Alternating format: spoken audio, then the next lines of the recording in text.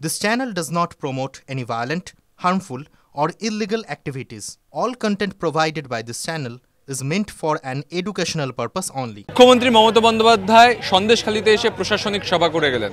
আমার সঙ্গে রয়েছেন যিনি, তার নাম সুজয় মাস্টার, তিনি এই নামেই পরিচিত। আপনি নাকি তৃণমূলের বিরোধী হয়ে গেছিলেন, কালকে আবার যোগদান করেছেন। সম্পূর্ণ ভুল কথা। আমি বিরোধী কখনোই ছিলাম না, আমি নিরপেক্ষ ছিলাম।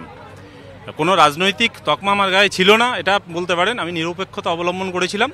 কিন্তু এখন সন্দেশখালীতে বর্তমান যে পরিস্থিতি, আগের যে সন্দেশখালী, মাঝখানে যে বিশৃঙ্খল পরিস্থিতি হয়েছিল, সেটা বাদ দিলে পুরাতন যে সন্দেশখালী, সেই সন্দেশখালীর অবস্থায় সন্দেশখালীতে ফিরে এসেছে একজন নেতৃত্বের হাত ধরে, তার নাম দিলীপ মল্লিক মহাশয়।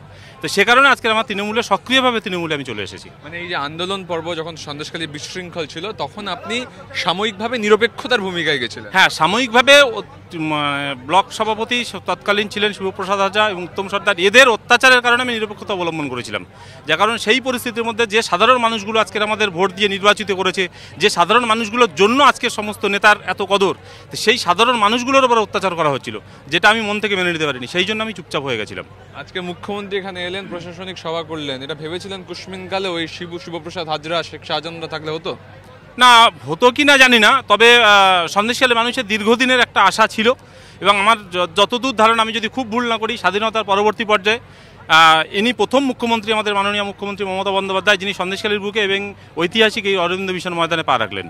আরেকটা কথা, শুভেন্দু অধিকারী একটা মারাত্মক কথা বলেছেন। আপনি নাকি 5 দিন আগে ওনাকে হোয়াটসঅ্যাপে টেক্সট মেসেজ করেছিলেন, উনি বলেছেন আপনার সিদ্ধান্ত আপনাকে নিতে, তাই আপনি তৃণমূলে ফের যোগ দেওয়ার সিদ্ধান্ত নিয়েছেন। শুভেন্দু অধিকারী বলেছেন এটা? শুভেন্দু অধিকারী কি বলেছেন? বলেছেন আপনি 5 দিন আগে ওনাকে হোয়াটসঅ্যাপ করেছিলেন, তখন উনি বলেছেন যে আপনাকে আপনার সিদ্ধান্ত নিজেকে নিতে হবে। না দেখুন, উনি কি বললেন সেটা নিয়ে আমি বিতর্কে যেতে চাই না। ওনাকে বয়োজ্যেষ্ঠ হিসেবে ওনাকে সম্মান জানালাম, আমি ওনার বক্তব্য নিয়ে কিছু বলবো না। আপনার সাথে কোনো যোগাযোগ ছিল? না, আমার সাথে ওনার ডিরেক্টলি কোনো রকম কোনোদিন 5 দিন আগে কোনো টেক্সট মেসেজ করেছিলেন? এরকম কোনো কিছু নেই আমার কাছে। আর আপনি আজকে এখন তৃণমূলে, এখন যে নেতৃত্বের তৃণমূল, এখন যেভাবে সন্দেশখালী তৃণমূল দ্বারা পরিচালিত হচ্ছে, এতে আপনি খুশি? এখন আপনি নিরপেক্ষ না তৃণমূল সমর্থক? না, নিরপেক্ষতার কোনো জায়গা নেই। আমি 100% তৃণমূল সমর্থক। গতকাল আমি আনুষ্ঠানিকভাবে যোগদান করেছি আমাদের ব্লক সভাপতি মাননীয় দিলীপ মল্লিক মহাশয়ের হাত ধরে। সেটা মিডিয়াতে আপনিও দেখেওছেন। আমি আমার নিজস্ব বক্তব্য সেখানে জানিয়েছি। সন্দেশখালী বর্তমান যে পরিস্থিতি, এই মুহূর্তে যে সন্দেশখালী যে পরিস্থিতি, তাতে আমি 100% খুশি। আর সে কারণেই আমার তৃণমূলে আসা। আজকে মুখ্যমন্ত্রী একটা কথা বলেছেন যে দুষ্টু লোকেরা ডাকলে যাবেন না। ওই বলেছেন পৌষ পার্বণ করুন, পিঠে মেলা করুন, কিন্তু দুষ্টু লোকরা যাবেন না। আগে দুষ্টু লোকরা ছিল, এখন নেই তো?